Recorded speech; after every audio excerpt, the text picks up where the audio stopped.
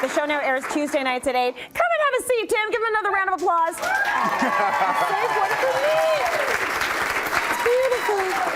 Thank you so much for coming to hang out with us. Pleasure. People are loving them some Tim Wormels. It's probably been quite the experience for you, huh? It has been a little bit of an experience. Yes. Yeah. just a tits. Listen, I wonder, what is it like when you've got 24 women vying for your attention? Does that feel daunting for you at times? It's a lot of work. Absolutely. It's not that it's a lot of work, it's a lot of pressure to be the best version of yourself that you can be. You want to be amazing for these women who have put so much on the line to be there for you, for a shot at, being with you or falling in love. It's pretty amazing. Do you, watching the show, you can tell that it doesn't seem like you find it hard to be your normal self in front of the cameras. Is it that you forget the cameras are there at some point? Is that what happens? Yeah, absolutely. Like very, very quickly, you forget that the cameras are on you. You forget that all of this other stuff is going on around you. Yeah. Because you realize that what you're doing is you're trying to find someone to possibly marry. So that realization will put everything else, off to the side. Yeah, it's a pretty big deal. Somebody you're going to spend the rest of your entire life with, Tim. No pressure. It's kind of a big deal. It's kind of a big deal. A little bit.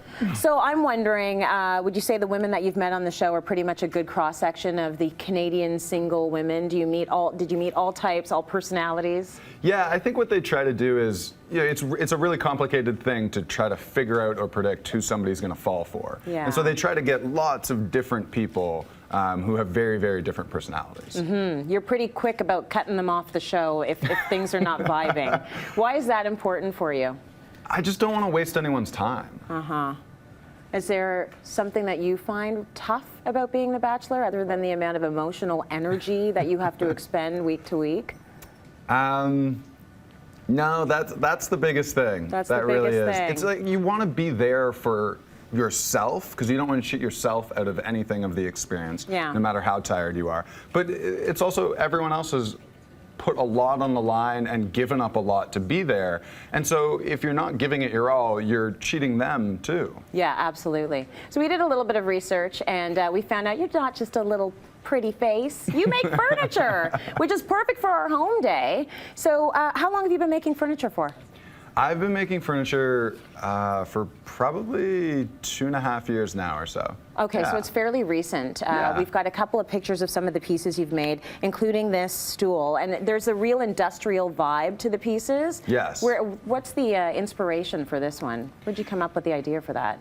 Most of the stuff that I started with was this very kind of urban industrial vibe that I liked. I wanted something that was kind of harsh and functional. But something that I could do myself and that I didn't need like an enormous amount of machinery for. Yeah, well, where do you find the parts for all this stuff? You know what? It's actually stuff that you can get in any of the stores, any Home Depots. Some of the bigger piping you have to get at specialty hardware stores around the city. Yeah. But it's all stuff that's available in the city that you can do in your garage. And then who taught you how to do that? Like, I wouldn't be able to just go to Home Depot and buy those parts and put it all together. Oh, there's a stool, look at that. I was a very, very cheap 8-year-old. Okay. And so I used to make my parents all of their gifts. Oh, that's And nice. a lot of it was terrible stuff. I remember this like bedside table that I made for myself where I was like hand sawing the legs and they were all crooked and stuff. But there's one piece that I made my mom, I think when I was 10 or something. It's a little jewelry box. Yeah. And it's a total piece of crap. But she still has it on her dresser and it's very, very cute. Oh my gosh, if my son ever makes me a total piece of crap like that, I'll keep it forever. Are you kidding me? I would love that. I think that's beautiful. Do you think after The Bachelor, this is a line of work you might pursue? You might go into furniture making? I was actually selling some of the stuff to some of the stores downtown on Queen Street and whatnot. But since the show has happened, I haven't had a lot of time to kind of pursue that as much.